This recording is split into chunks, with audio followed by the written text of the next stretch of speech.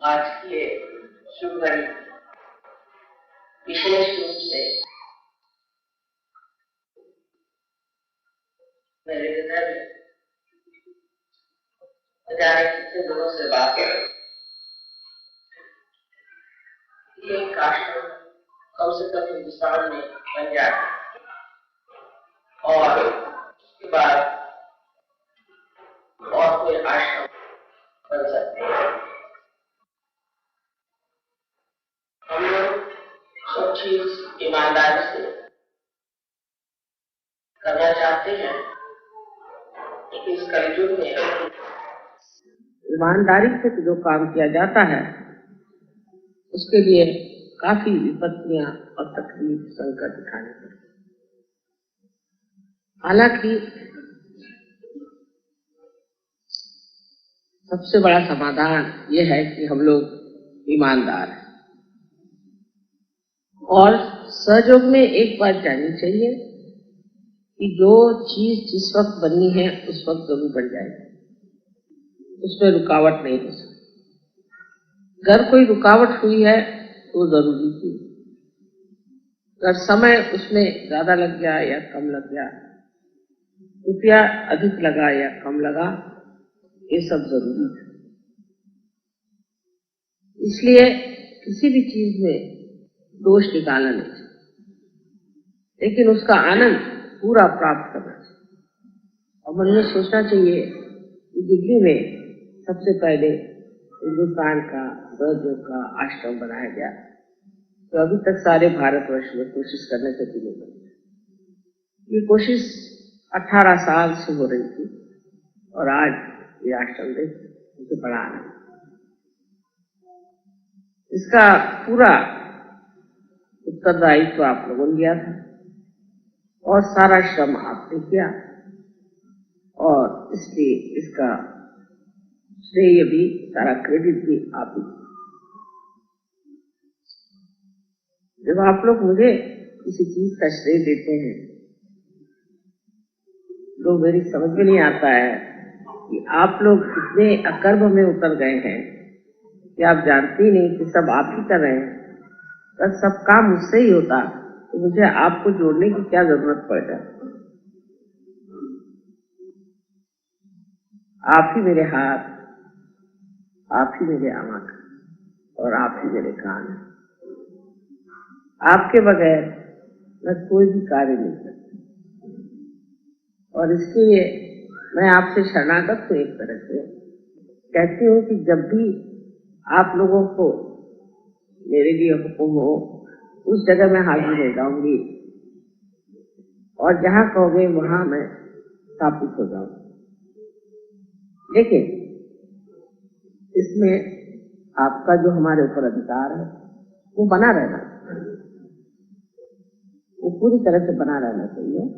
और जब वो अधिकार बना रहता है तो उस अधिकार को पूरी भी बहुत आसानी से हो जाती है।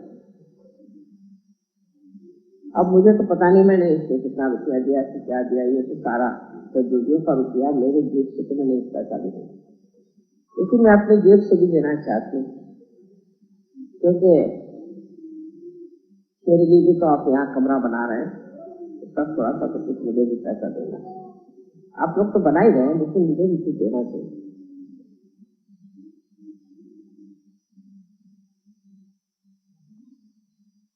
सहयोग एक आनंद का पर्व है, एक आनंद का सागर है। हर चीज से आपको आनंद गर्भ दे तो सोचना चाहिए कि आप सहयोग की संवेदनशीलता को प्राप्त कर दें, लेकिन आप में वो आनंद, उसकी प्रचिति न हो तो सोचना चाहिए कि आप में अभी कमी रहे। इसको बनाने में जो कुछ भी कष्ट हुआ हो, जो कुछ भी परेशानियां हुई और जो कुछ भी आपको खाना पड़ा, ये सब कुछ एक खेल, ये सब एक खेल, और इस खेल को हमने जिस तरह से खेला उसका मजा हमने उठाया। घर बनाना, मकान बनाना, विश्व बनाना, ये सब एक खेल। अगर आप विश्व के बनाने पर ये सोचें कि कैसे बनेगा, क्या होगा, तो उसका मजा ही खत्म हो जाएगा। लेकिन आप बना रहे हैं, आप देख रहे हैं किस तरह से बना रहे हैं और किस तरह से इस चीज को कर रहे हैं। सिर्फ आपका चित्त अगर स्वच्छ हो, चित्त शुद्धि हो और चित्त में यही विचार हो कि कोई चीज करनी है और ये परमात्मा के कार्य के लिए हम कर रहे हैं, तो आनंद द्विगुणित हो जाता है और भी बढ़ जाता है। उसकी लहरें और भी आपको लपेटती चली जाती है और आप बड़ी गहरी ऐसी एक अनुभूति में जाते हैं जाकर आप कहते हैं कि अब मस्त हुए, फिर क्या बोले। वही हाल आज मेरा हो रहा है। ये सारा देख करके, वैसे तो सारा विश्व ही बनाया, लेकिन ये जो भी बनाए, जैसे गुड़िया के खेल में जब आप कुछ गुड़िया का छोटा सा घर बनाते हैं, उसको देख करके बड़ा अद्भुत सा आनंद होता है। ऐसा ही इस विश्व में बसा हुआ ये हमारा आश्रम, इसके प्रति मुझे वही एक अनुभूति प्रतीत हो रही। आज का दिवस भी बड़ा शुभ है। क्या शिव तत्व के दिन, इस दिन हमारे अंदर शिव तत्व प्रकटित होता है। वो आज का दिन, जिस दिन शिव जी की पूजा की जाती है। शिव मने जो अटूट, अटल, अविनाशी। और आज के दिन कोई ऐसी चीज बन गई जो अटूट, अचल और अविनाशी, इन तीन स्तंभों को प्रकाशित करने वाली है। ये तो एक सारे संसार के लिए बड़ी सौभाग्य और बड़ी शुभ बात है। इसे हम लोग इस तरह से समझें कि सारे विश्व में हलचल और दुनिया भर की आफत, कलयुग की घोर यातनाएं और उसका प्रकांड तांडव चला हुआ है। ऐसे वक्त एक मेखला जरूर होनी चाहिए जिसको हम पकड़ लें। उस मेखला के लिए एक गणेश का तत्व बिठाना पड़ता है। उस गणेश तत्व को बिठाने के लिए कोई न कोई पृथ्वी तत्व की चीज खड़ी करनी पड़ती है। उसी प्रकार आज गणेश तत्व यहाँ बसाया गया, एक पवित्रता यहाँ लाई गई। ये एक पवित्र मंदिर सा बन गया और यहाँ से पवित्रता सारे संसार में घूम सकती और उसका जो कुछ भी कार्य है वो बहुत सुचारू रूप से हो सकता है। हर तरह का आक्रमण, आतताई लोगों को ये एक छोटा सा दिखने वाला आश्रम ही बहुत कार्य करता है। तो जिसे कहते हैं कि न्यूक्लियस, इस तरह से ये एक भारतवर्ष में आज न्यूक्लियस सर्वप्रथम संसार में चीज बनाई गई वो श्री गणेश।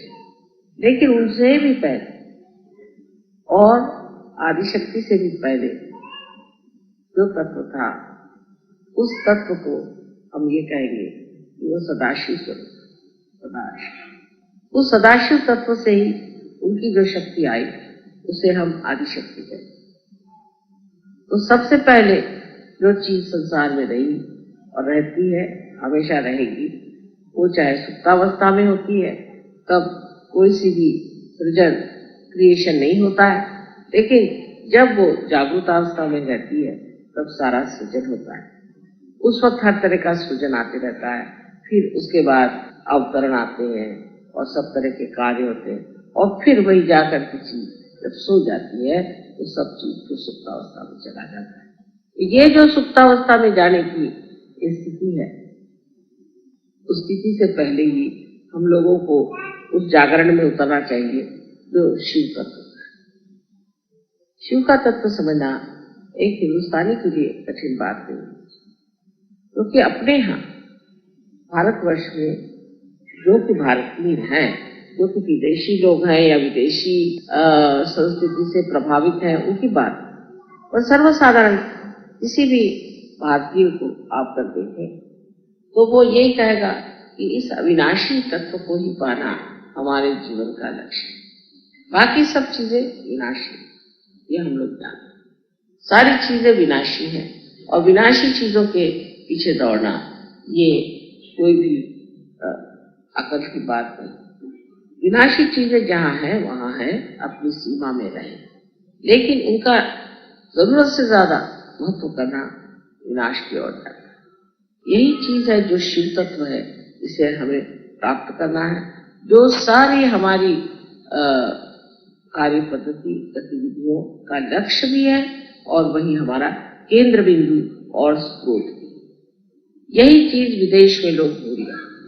विदेश में लोग विनाशी चीजों को बहुत महत्व देते और विनाशी चीजों के लिए भागते हैं, उसी को महत्वपूर्ण समझते हैं और उसी को सोचते हैं कि उसी से हम सब लाभ कर सकते हैं। उनको अविनाशी की शायद खबर भी नहीं, बहुत से लोगों को, और जिनको है वो भी बस उसको विचारों में और तत्वों में और इस चीज में बांध करके एक बड़ा भारी सा कहना चाहिए कि प्रबंध सा बनाते, लेकिन उसमें जान नहीं, उसमें प्राण नहीं। उसके जो प्राण है वो है शिव तत्व, और शिव तत्व जो है वो हम लोगों को मालूम, और हम जानते हैं इस अविनाशी शिव तत्व से ही सारा कार्य।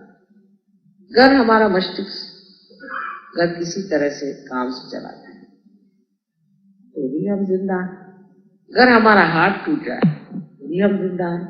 अगर हमारा पैर टूट जाए तो भी हम जिंदा रह सकते हैं। रीढ़ की हड्डी भी टूटने पर हम जिंदा रह सकते हैं, पर जैसे ही हृदय बंद हो जाता है जहाँ शिव का तत्व है, फिर हम इस संसार में नहीं रह सकते। तो शिव के तत्व के बारे में हमें जानना चाहिए कि ये अत्यंत तत्व भोला है। भोलेपन का ये मतलब नहीं कि मूर्ख, भोलेपन का मतलब है पवित्र, अत्यंत पवित्र है। जैसे कि एक पवित्र चीज आपने यहाँ बिछा दी हो, इस पर एक छोटा सा भी दाग लग जाए तो फौरन दिखाई दे देगा।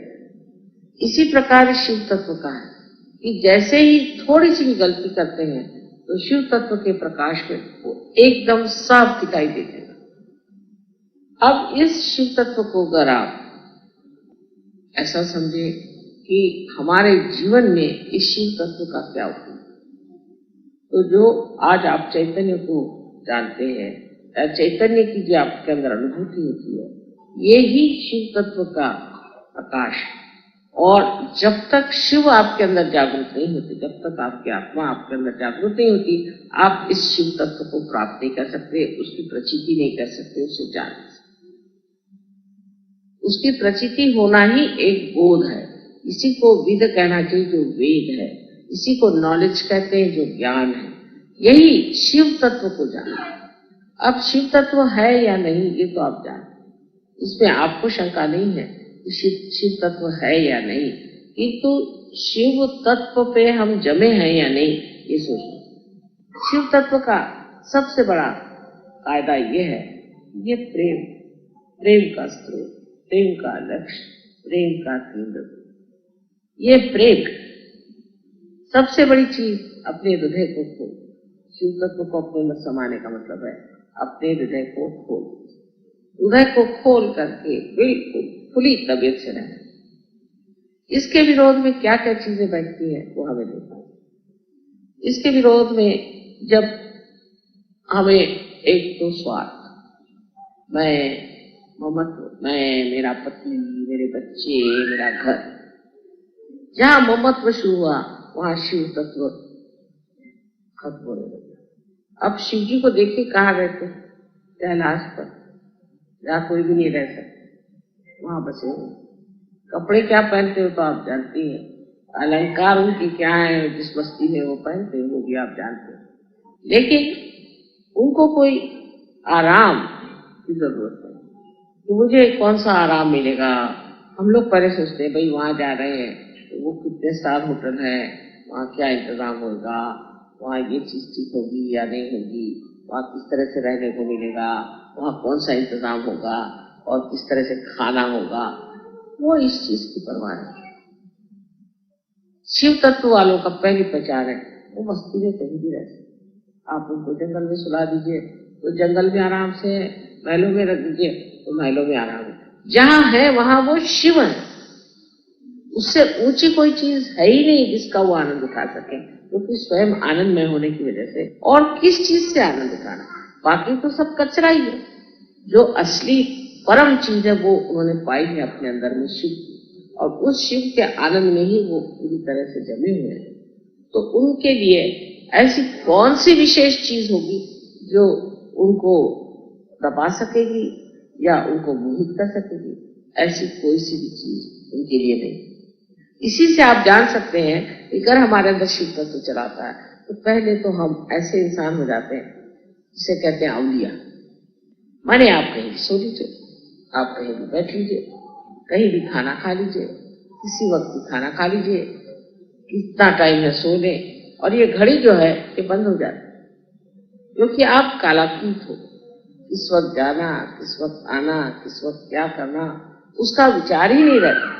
सब ये कि हो रहा है, जो भी चल रहा है ठीक है, अभी यहाँ बैठे तो यहाँ बैठ गए, कल कहीं तो वहां जाके बैठ जाए। उसमें ये विचार ही नहीं आता है कि भाई अब टाइम हो रहा है, चलो अब वहां पे ऐसा करना है, ये करने का है। ये सब दिमागी जमा खर्च उसमें होती है, क्योंकि जो हो रहा है वो काल चक्र के हिसाब से ठीक ही हो रहा है।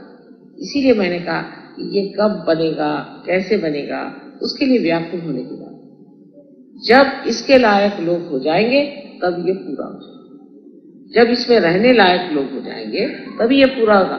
नहीं तो यहाँ पर क्या कौन रहेगा? जानवर आके रहेंगे, चिड़िया पंछी रहेंगे। मैंने तो इनसे कहा था पहले तय कर लो दिल्ली वाले कौन रहने वाले हैं यहाँ पर। उनका माँ आप तो रहेंगे। मैंने कहा मैं कौन से आश्रम में रहने वाली हूँ ये बता दीजिए। तो एक मेरे लिए मत आश्रम। आप में से कितने लोग आश्रम में रहना चाहते हैं ये पहले जानिए, क्योंकि हिंदुस्तानी तो बहुत ही ज्यादा सीमित है। उसको तो अपना घर चाहिए, अपनी बीवी चाहिए, अपने बच्चे चाहिए, और बीवी पे रोक जमाने के लिए चाहिए। ऊपर से ये कि उनको मोटर चाहिए अपनी, अपना, मेरा, ये चीज मेरी, ये मेरी चीज है, मेरे बच्चे मेरे पास है, मेरी बीवी मेरे पास है। कितने लोग ऐसे हैं कि जो सामूहिक तरीके से रह सकते हैं मियां बीवी। परदेश में ये प्रश्न नहीं। परदेश में तो अगर आश्रम बना तो खट से बन जाता है, क्योंकि सब अपना बिस्तर वगैरह लेकर के चले आते। अभी क्या हुआ, तो घर भर बेचते, अब तो हम आश्रम में रहते। अब हमारे सारे प्रश्न ही छूट गए, क्योंकि अब न तो घर का किराया देने का, न कोई आफत, न कोई चीज, बस यहाँ रहेंगे, सामूहिक में रहेंगे, जो कुछ पैसा देना है वो देंगे और अपना आराम से रहेंगे। सब लोग मिलकर काम करेंगे और कोई प्रॉब्लम नहीं। कोई आफत आई तो सब लोग मिलकर उठा लेंगे, और कोई ऐसी विशेष बात हुई तो उसका भी आनंद सब लोग उठा लेंगे। वो तो इतने खुश हो जाते हैं कि इसमें कुछ हमें मिल गया, जैसे हम किसी चीज के हो गए, जिसको कहते हैं बिलोंगिंग। किसी चीज को हम बिलोंग कर गए और हम लोग हैं छुटक छुटक घूमे रहते। अच्छा, उस घर में भी, घर के अंदर भी फिर झगड़े शुरू होते हैं कि साहब ये बड़ा लड़का है, ये छोटा लड़का है, ये बड़ी बहू, ये छोटी बहू, फिर उसका बच्चा, फिर मेरी बहन, फिर ये ठिकाने, उसमें भी झगड़े। क्योंकि ये जो रिश्तेदारी है ये कृत्रिम रिश्तेदारी, ये असली रिश्तेदारी है। कोई किसी का बेटा हो जाए तो इससे उसका रिश्ता नहीं। अगर होता रिश्ता, अगर बनता तो झगड़ा क्यों होता है? मतलब इसमें वास्तविकता नहीं। उसमें फिर छोटी छोटी बात की मांग क्यों होती? एक दूसरों में प्यार क्यों नहीं होता? तो जिस तरह से हम आपको कहते हैं कि बाहर के धर्म सब झूठे हैं, इसी तरह से बाहर के रिश्ते भी सब झूठे। एक एक आदमी को इसकी प्रचिति आएगी। अब कोई कहेगा साहब मेरी माँ को बुला दीजिए, माँ को बुला दीजिए। लंदन में हम थे, एक साहब मेरी जान को लगे। तो मैंने कहा अच्छा भाई तुम इतने पीछे पड़े तो माँ को बुला दे। जब माँ को बुला दिया तो वो रोज कहे माँ इससे तो मुझे छुटकारा करे, मेरी जान खा ले, इसको कैसे? मैंने कहा पहले तो कह रहे माँ को बुलाओ, माँ को बुलाओ, मेरी जान खा ली। अब ये कि इसको यहाँ से निकालने की कैसे कोशिश करूं, मैं कैसे इसको निकाल के दूंगी, मेरी सर खा। तो मैंने कहा पहले बुलाया क्यों और अब भेज क्यों रहे? वजह ये है कि ये जो रिश्ता था ये रिश्ता सच्चा है, झूठा रिश्ता। अगर सच्चा रिश्ता होता तो एक प्रेम में विभोर मनुष्य है, उसमें ये नहीं भावना आती कि ये मेरा है। मेरा की जो भावना है ये झूठी भावना है, ये सच्ची भावना बिल्कुल नहीं। अगर सच्ची भावना थी तो आप मुझे बताइए कि कौन से रिश्तेदारी में आपने देखा है कि एक आदमी को शिकायत हो जाए तो सारे लोग उसके साथ खड़े हो जाए। उल्टे अगर आप सहयोग में आए तो आपकी टांगे खींचेंगे। अगर आप सहयोग में आए तो आपसे कहेंगे चलो फिर हमें ठीक कराओ, और तुमने हमें ठीक नहीं कराया तो हम तुम्हें सहयोग में नहीं जाए, फिर और भी तमाशे खड़े कर, क्योंकि शिव तत्व ही सत्य है, बाकी सब असत्य है। और शिव तत्व का रिश्ता आप जानते हैं वो चैतन्य से। इस प्रकार की जब आप चैतन्य को महसूस करते हैं, आप जानते हैं कि चैतन्य है, तो आप समझ लेते हैं ये जो दूसरा सामने बैठा है इससे कितना आनंद था, कितना। एक बार कलकत्ते में एक साहब मेरे पास आए, वो मेरे पैर पे आते साथ 8-10 वहां जितने भी सर्जन थे दौड़े दौड़े। क्यों, क्या हुआ? पता नहीं क्या, एकदम से तो बड़ी नीचे आके एकदम खुल गई। तो हमने कहा जाके देखे माँ को क्या, देखो सामने एक रियलाइज हो सामने। अब वो सब खड़े हुए, वो बेचारा झुका ही बैठा बैठा, उसको तो छोड़ो, पकड़ लिया उसको। उसका जो आनंद आ रहा था जैसे कि गुलाब के फूल से भी ना आए ना कमल के फूल से आए, ऐसे उसका मजा उठा रहे। यह असली रिश्ता हुआ कि बैठे कहाँ थे वहां से भागे भागे, क्या मजा आ रहा है। जब ये मजा आने लग गया तब रिश्तेदारी, यही असली दोस्ती है, यही असली सहयोग की प्रेरणा, प्यार और उसका आनंद। ये सिर्फ शिव तत्व से हो सकता है। अगर आपके अंदर शिव तत्व है तो आप आपस में झगड़ ही नहीं सकते। आपने गणों को देखा है कि गण कैसे होते हैं कि वो एक इशारे पे कठिन से कठिन काम सब लोग मिलकर करने लग जाते।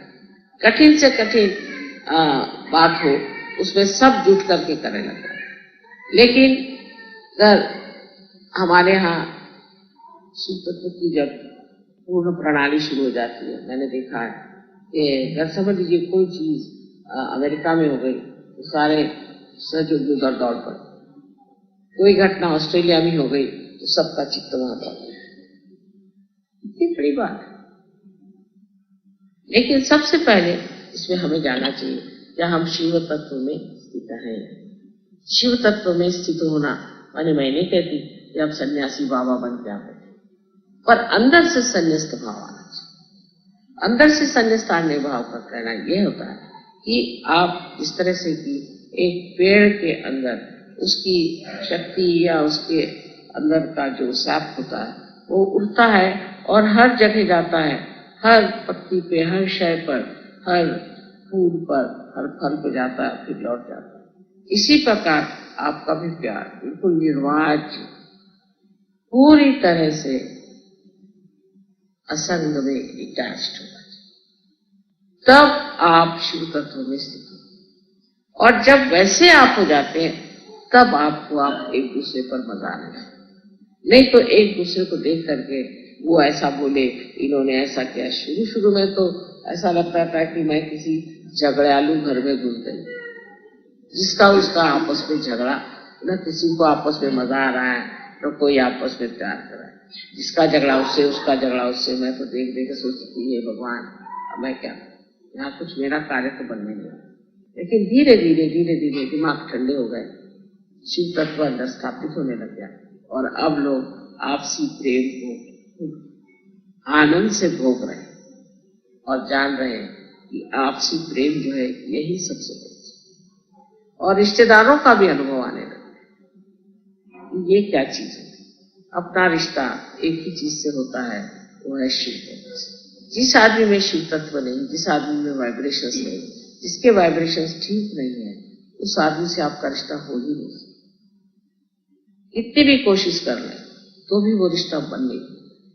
उसको जब तक उसके वाइब्रेशंस ठीक नहीं जाएंगे तब तक आप कुछ भी कर लें, आपको उसके साथ मजा आ ही नहीं सकता। या तो आपके वाइब्रेशंस खराब हो जाएंगे या उसके वाइब्रेशंस खराब। तो आपको ऐसा लगेगा कि इसी के वाइब्रेशंस खराब है तो क्या मेरे खराब हो गए, मेरे खराब है तो क्या इसके खराब हो गए, और एक तरीके से भ्रांतिमय स्थिति आ जाए। आपको यही समझ में नहीं आएगा कि वाइब्रेशंस किसके खराब। तो इसलिए ऐसे आदमी जिनके वाइब्रेशंस ठीक नहीं, उनसे दूर रहना चाहिए। उसमें कोई किसी को बुरा नहीं मानना चाहिए, उसमें दोनों का लाभ है। अगर आपके अंदर शिव तत्व जागरूक है तो आप उनसे अलिप्त रहें। इसका मतलब ये नहीं कि आप उनको दुष्कारी या बुरा कहें, लेकिन उनका भी शिव तत्व ठीक करना चाहिए और उनसे भी कहना चाहिए कि आप अपना शिव तत्व को ठीक, क्योंकि अगर ऐसे लोग बीच में आ जाए तो उसमें कभी भी आनंद नहीं आ सकता। जैसे कि कोई कहे कि दूध में आप दही डाल दीजिए, क्या आ गया, सब तो डिटैच ही है, ऐसा तो होता नहीं। दूध में आपने दही डाल दिया तो दही हो जाए। आप कितनी भी कुछ थ्योरी लगाओ, उस थ्योरी का काम नहीं। उसके सामने जाके प्रार्थना करो, नमस्कार करो, कुछ करो, दूध में आपने दही डाल दिया। और जिन लोगों के वाइब्रेशंस खराब है उनको पूरी तरह से डायरेक्ट देना चाहिए, तुम्हारे वाइब्रेशंस ठीक हो जाएंगे, वो सब ठीक हो जाएगा। और तो आपकी शांति और आपके शिव तत्व से वो देख के कहेंगे हाँ ठीक है, ये आदमी कितना शांति में बैठा है, मैं भी ऐसी शांति में क्यों ना बैठूं, इस शांति को मैं क्यों ना, उसका क्यों ना मैं उसका उपभोग। इस तरह का आपका जीवन उस शांति में, सादगी में, प्रेममय में जब घुस जाएगा तो दूसरे लोग जिनके वाइब्रेशंस ठीक नहीं, जो अभी इतने बैठे नहीं हैं सहयोग में, वो धीरे धीरे बैठेंगे। लेकिन सबको यही कोशिश करनी चाहिए कि हमारा हित का है, हमारा हित इस तरह से पागल जैसे घूमने में और भटकने में नहीं। उस अविनाशी चीज को प्राप्त करना ही हमारे जीवन का लक्ष्य है। हम इसीलिए सहयोग में भी आए, और सहयोग में आकर के हम अगर आधे अधूरे रह गए तो क्या फायदा, हमने क्या प्राप्त किया। उससे हम जिस रास्ते पे आए हम पीछे में बैठ गए, मंजिल तक तो पहुंचे। इस शिव तत्व के बारे में मैंने अनेक बार बातें करी है और बताया, लेकिन दिल्ली वालों के लिए विशेष रूप से शिव तत्व की बात करनी चाहिए। शिव तत्व की बात ऐसी है कि आपको पता होना चाहिए कि जब हृदय आपका पकड़ जाता है तो आपका आज्ञा चक्र, और मैं तो उल्टे करूं, अगर आपका आज्ञा चक्र पकड़ गया सामने का तो आपका हृदय एकदम से संकुचित हो जाए, एकदम छोटा हो जाए। और जब आपका आज्ञा चक्र खुल जाएगा आपका हृदय एकदम ठंडा ठंडा उसमें से बहना। आज्ञा चक्र चढ़ता है अहंकार से,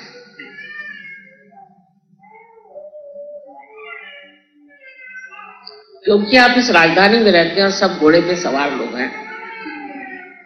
आप भी सोचते हैं बच्चों को जरा, पता नहीं क्यों बच्चे रो रहे हैं, इनको देखना चाहिए,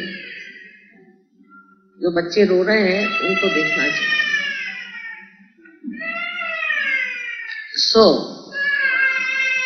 दिल्ली शहर में मेरी जब शादी होके आई तो मुझे लगा कि ये कोई अजीब दुनिया है।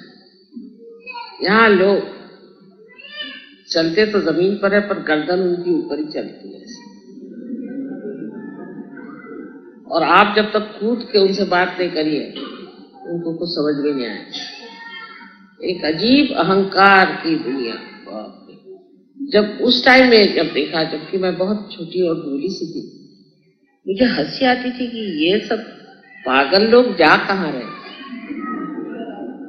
सीधे जमुना जा रहे हैं, किसी घाट पे जा रहे हैं, कुछ समझ में नहीं आता। तो मैं देखा करती थी और मुझे बड़ा आश्चर्य, सबकी गर्दन यहां से उठकर 6 फुट चलती, और इसका कारण ये कि अहंकार, इतना अहंकार। एक चपरासी भी अगर बीवी घर में आए तो वो शनील के सूट पहन करके लिपस्टिक लगा करके पहुंची घर में।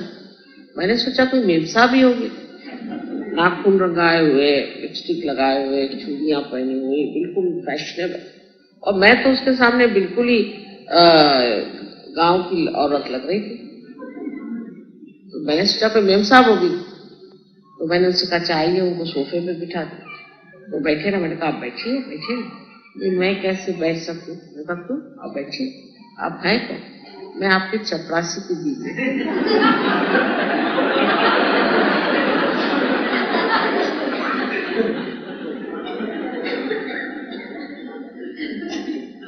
तो मैंने कहा कोई आगे बैठ जाइए अब आप। और फिर इतनी उसमें घमंड थी मैंने देखा कि उतनी तो कलेक्टर के नहीं हो। तो मैंने कहा जब इनका यह हाल है तो कलेक्टर की भी क्या होगी।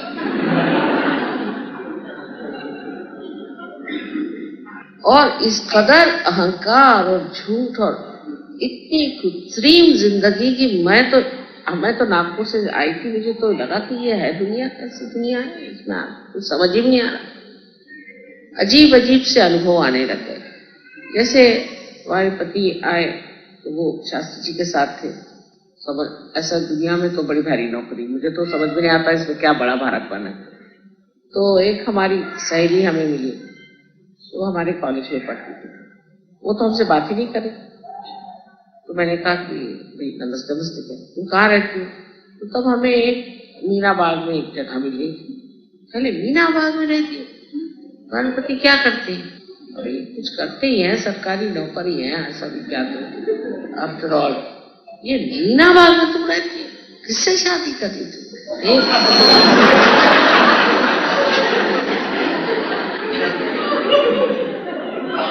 तुमको और कोई नहीं मिला?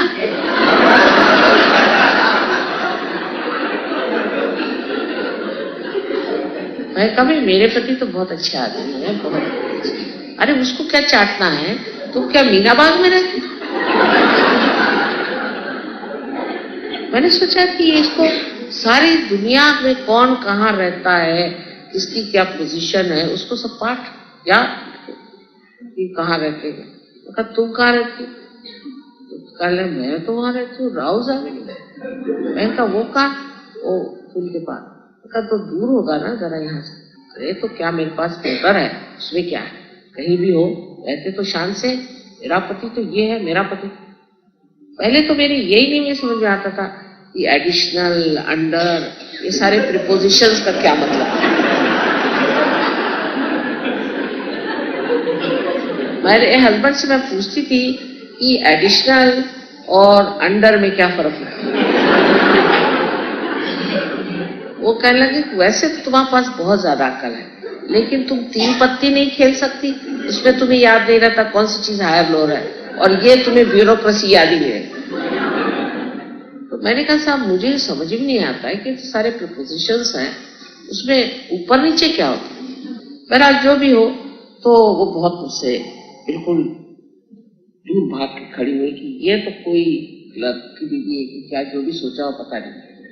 तो मैंने उनसे ये कहा कि भाई ठीक है मैं मीना बाग में रहती हूँ, तो इतने नाराज होने की कोई बात नहीं है, जो सरकार ने हमें जगह दी हम रहते।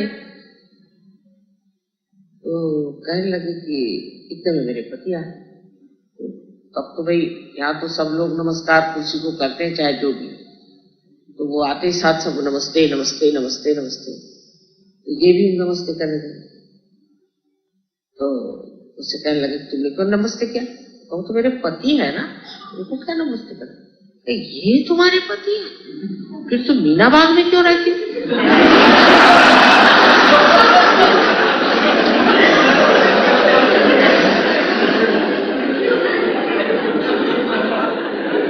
तो जैसे कि कोई वो एरवड़ा का जेल है कि क्या मीना बाग में? उसमें इतना ऑब्जेक्शन क्या? ये तुम्हारे पति? अरे तुम तो बड़े आदमी की बीवी हो। मैं कहा मेरी पता नहीं लंबे हैं मेरे हस्बैंड।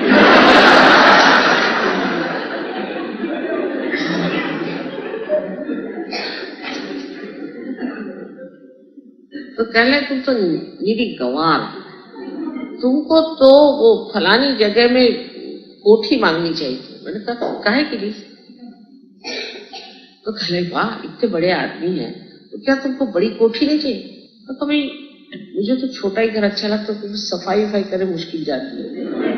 तो कहले क्या तुम्हारे घर में नौकर नहीं? मैंने कहा है, पर उसको बहुत ज्यादा काम पड़ेगा ना, तो बेहतर है छोटा ही घर अच्छा है।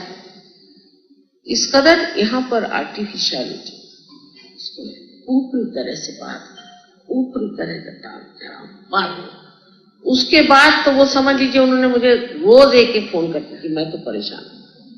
मैंने कहा इसको क्या होगा भाई, अभी तो ये मीना बाग से घबराती थी और वो रोज ही आने के लिए बैठी हुई मीना बाग, समझ में नहीं आ रहा। इस तरह की ये चीजें मैंने जब देखी तो मैंने सोचा यहाँ के लोगों का दिमाग क्या हो जाएगा? अगर समझ लीजिए कोई बिल्ली से आप कहते कि आप घोड़ा है, तो वो घोड़ा राह एक तरफ, वो बिल्ली क्या हो जाएगी ये बता दीजिए। वही हाल यहाँ के लोगों का कि हर आदमी जो है वो अपने को पता नहीं क्या समझता है, और ये सब बाहर की लादे हुए गोबर के टुकड़े उनको लेकर के कौन सी शान बघारते हैं।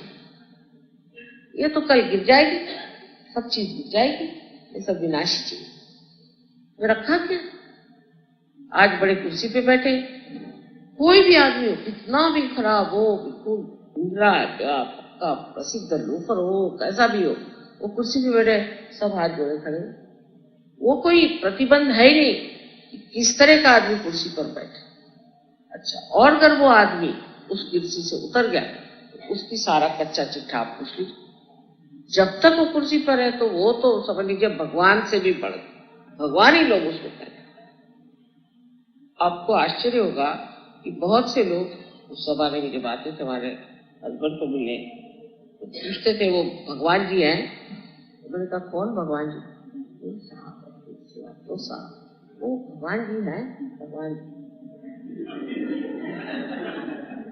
तो मैंने कहा शास्त्री जी कौन? अरे वो परम भगवान। आप कौन? मैंने कहा यहाँ मैं नौकरानी हूँ। तो तब से मैं अपने पति को भगवान जी चिढ़ाती हूँ, कहना बस करो, मुझे मत चिढ़ाया करो। इस कदर का घमंड, इस कदर का जोर, इस कदर की जबरदस्ती, और उसमें एक औरतों में जो एक विशेष रूप से एक विचार आता है कि ओ इसकी तो, मुझे तो यही नहीं पता था कि मेरे पति कहाँ, कितना, क्या उनकी पोजीशन है। और उन लोगों को तो सारी सिविल लिस्ट मालूम, उनका नंबर इतना तो उसका नंबर उतना तो उसका ये। मैंने कहा ये क्या घोड़े की लिस्ट बना रहे हो? ये किस लिए तुम इस तरह की बातें कर? और उन लोगों की बातें मुझसे समझ ही में मेरे आती नहीं थी, क्योंकि बैठे बैठे डिस्कशन करती रहती थी, इसको ये प्रमोशन मिला, उसको वो प्रमोशन। अच्छी भली पढ़ी लिखी औरतें, एजुकेटेड, हम लोगों के साथ पढ़ी लिखी औरतें थी, वो ना कुछ पढ़ना, ना लिखना, ना कुछ जानना, ना कोई बातें, बस ये कि पति की नौकरी कौन सी, उसी के एक प्रकाश में मार अपने को कुछ। इस कृत्रिम जीवन से आप एकदम हट जाइए, इस कृत्रिम जीवन को एकदम आप छोड़ दीजिए। ये जो कुछ भी बेमसाबियत है ये अब खत्म हो जाए। अब असलियत पर आना है, क्योंकि अब सहयोगी, और सहयोगी के लिए ये जरूर है कायदे कपड़े पहने, कायदे से रहे, सुशोभित रहे, ये सब चीज ठीक है, लेकिन अपनी सीमा में, अपनी सीमा में। और इस कृत्रिमता को जब आप हटाएंगे तभी आप देखिएगा कि अंदर जो शिव तत्व आपके अंदर चमक रहा है, आपकी जो शान है वो देख रहे दुनिया, कहते कि है ना एक वो ऐसी एक आप है, आपकी नहीं, आप क्या चीज।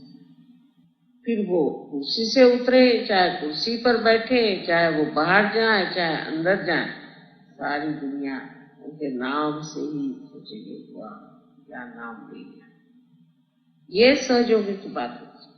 एक ऐसा चरित्र होना चाहिए, एक ऐसा विशेष स्वरूप होना चाहिए कि जो कहे कि शिव जी जो थे वो तो राक्षसों को भी क्षमा कर। इस प्रकार इस शिव तत्व को हमने मान्य कर लिया और उनका क्षमा तत्व हमारे अंदर जब बस गया तो हमें कोई सता ही नहीं सकता, कोई दुख ही नहीं दे सकता, क्योंकि जब हमें याद ही नहीं रहा इसने क्या तकलीफ दी तो हमें कौन सा दुख हो। इस शिव तत्व में उतरने के लिए सबसे पहले आपको समझ लेना चाहिए कि बिल्ली बिल्ली है, एक घोड़ा नहीं, और बिल्ली पे बैठा नहीं जाता, नहीं तो बिल्ली मर जाती। ये नहीं सोचना है कि हम दिल्ली में रह रहे हैं तो हम कोई विशेष नहीं। जैसा ही ये सोच लिया ऐसे ही आपका जो है सारा चरित्र ही एक हास्यास्पद इडियोटिक हो जाए। एक और भी मजेदार बात कि एक साहब मिनिस्टर साहब से मिलने गए, एक साहब वहां बहुत खुद रहे थे, तो साहब आप इतना क्यों कूद रहे हैं? आपको पता नहीं मैं पिए हूँ? अच्छा पिए हैं, अच्छा नमस्कार। ये तो पिए हुए आदमी है।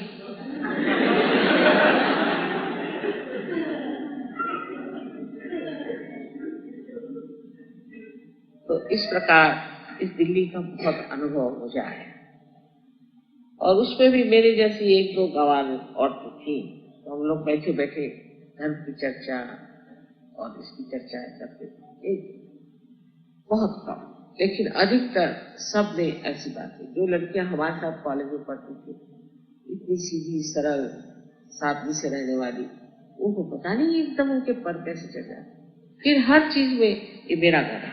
एक बार उनका नैपकिन खो गया तो वो सारे ब्रह्मांड को फोन करेंगे, भाई तुम गलती से मेरा नैपकिन तो नहीं ले। अरे भाई एक गया तो गया, चूल्हे में गया।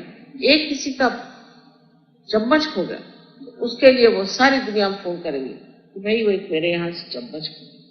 ये शर्म भी नहीं आती किसी चीज, ये बेशर्मी से इस तरह की कंजूसी की बातें करना, और ऊपर से आप लिपस्टिक लगाओ, ये बनाओ, अपना श्रृंगार करो, और अंदर से तो आप इतने तुच्छे छोटे तबीयत के लोग, उनको क्या इतना महत्व देंगे जो कि छोटी छोटी चीजों के लिए, इतनी बर्बाद चीजों के लिए परेशान है।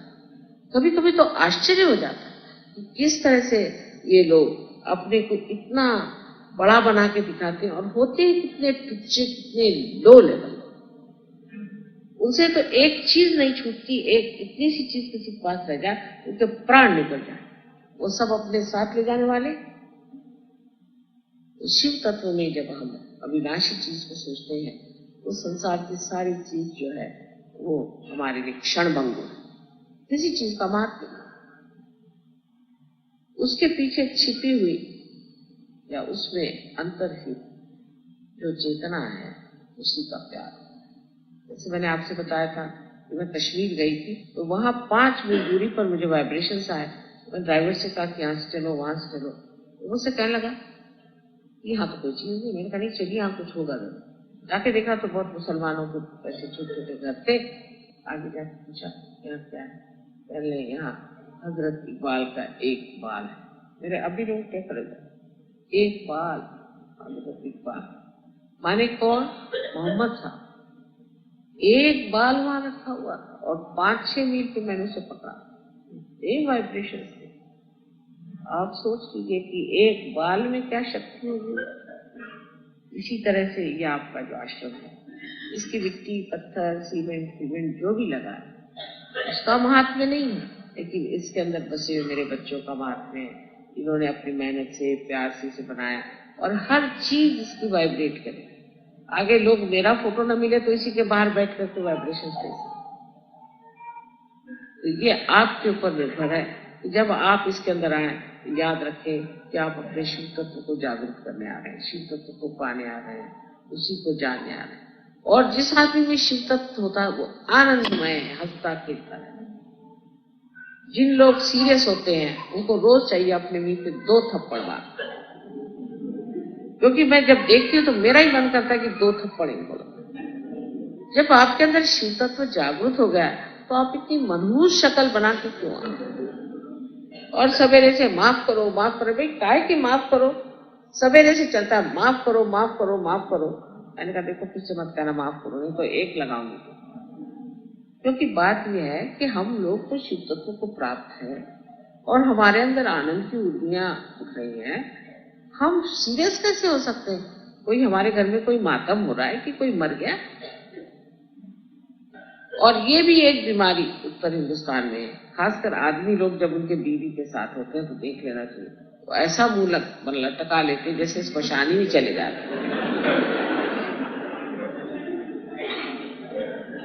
कभी मैंने इधर के आदमियों को औरतों से हंसते खेलते बोलते देखा नहीं। ज्यादातर तो कहते हैं हमारे भैया लोग जो यूपी के हैं कि जिस आदमी आगे चलता और बीवी घूंघट निकाल के 10 कदम पीछे चलता, वो बेचारी देखती चलती कि उनका चमरौधा कहाँ जा रहा है उसके।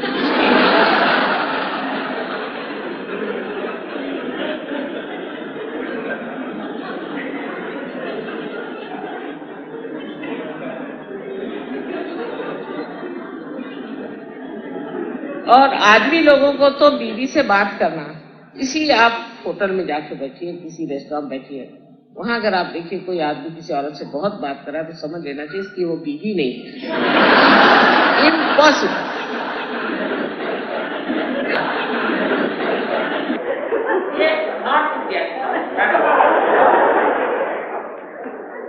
क्योंकि बीवी से बात करते वक्त उनको पता नहीं क्या बिच्छू काट जाता है कि और ये इतना कॉमन एक्सपीरियंस मैंने देखा है कि बीवी वो घर में आएगा, उससे बात भी नहीं करने का, ना उसे कहीं बाहर ले जाने का, उससे कोई कंपेनियनशिप नहीं। और शिव और पार्वती ये दोनों अटूट संबंध से लगे, जैसे चंद्र और चंद्रिका जैसे अटूट संबंध। किसी और के साथ उनका संबंध चल ही नहीं सकता और आनंद आ ही नहीं सकता, क्योंकि स्त्री उनकी शक्ति है और यही कार्य वो करती है जो ये चाहते हैं। इतना आपस में मधुर उनका संबंध है और किस तरह से आदान प्रदान और किस तरह से आनंद। तो आदमी जो है वो हंसता खेलता रहे, औरतें जो है वो भी हंसती खेलती रहे और आपस में बड़ा प्रेम और आनंद आता रहे, उसे कहना चाहिए ये जो है ये शिव और पार्वती का तत्व निजात। शिव अपने ढंग से, पार्वती अपने ढंग से। शिव जी ये नहीं कहते कि तुम मेरे ढंग से जाओ और पार्वती ये नहीं कहती कि तुम मेरे ढंग से, ना कोई जबरदस्ती ना कोई ये, और आपस में एक तरह का बड़ा सा ही अच्छा लास्ट जिसे कहते हैं प्यार मनमुटाव चलता है। शिव तत्व से हमें ये भी समझना है कि जो विवाह हमारे अंदर होते हैं वो तभी पूर्णतया सुखी हो सकते हैं जब पुरुष और स्त्री दोनों ही अपने आनंद को प्राप्त। जब तक स्त्री ये सोचेगी कि मैं आदमी को कितना कब्जा करूं और आदमी सोचेगा मैं अपनी औरत को कितने कब्जे में रखूं, तो उस वक्त में समझ लीजिए यह आनंद खत्म। और इतनी बेवकूफी की बात है, जब अपने सामने सब कुछ थाली भर के रखा हुआ, सब आनंद हमारे लिए पूरा भरा हुआ है और हम उससे अछूते रहे।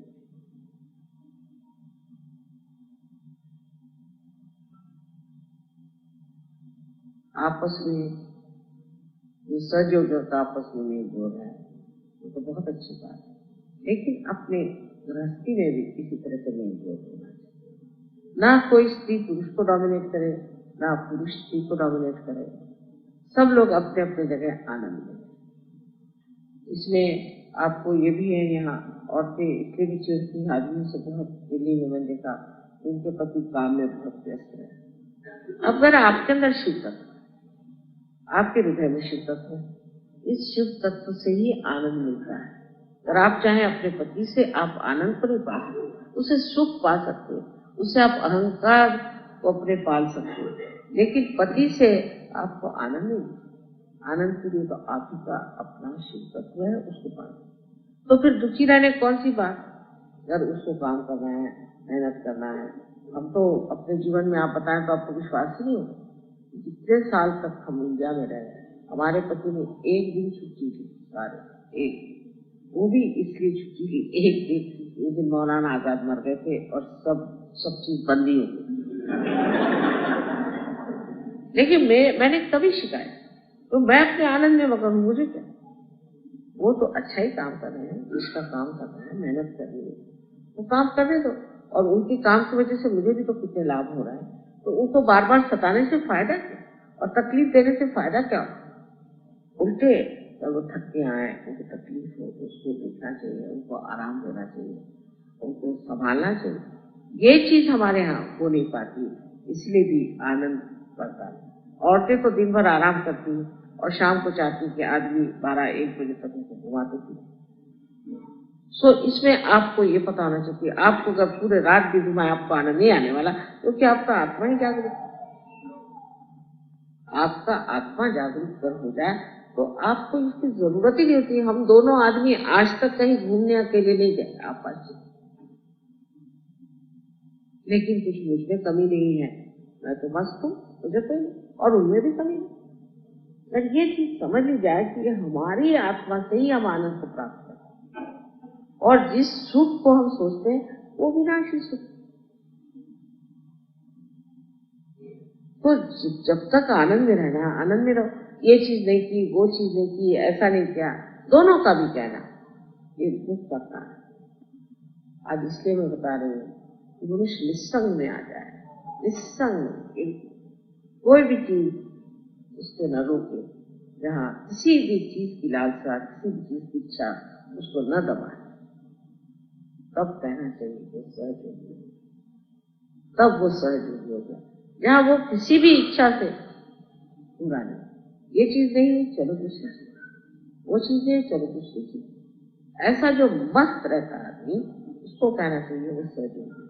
और आशा है इस दिल्ली शहर में आप इस तरह के लोग तैयार होने वाले हैं और होंगे, क्योंकि अब हमारा आश्रम बन गया है और आज इस शुभ अवसर पे हमने शिव तत्व को प्राप्त किया है जो आनंद है। लोग देख करके सोचे कि हाँ साहब आनंद होते, और आनंद की जो एक लहर होती है, जो आपस में जो एक उसका फैलाव होता है, देख करके मैं इतनी खुश होता हूँ। मेरे बच्चे इतने आपस में खुश हैं, जो प्रेम से बैठे हैं और एक दूसरे का मजा उठा रहे हैं।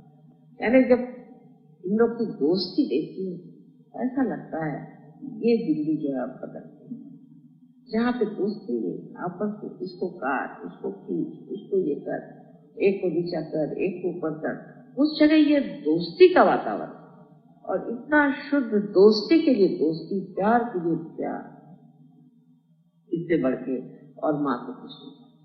ये जिस दिन हो जाए तो मैं कहूँ कि इस आश्रम बनाने का और मेरी जो मेहनत है उसका सब मुझे फल।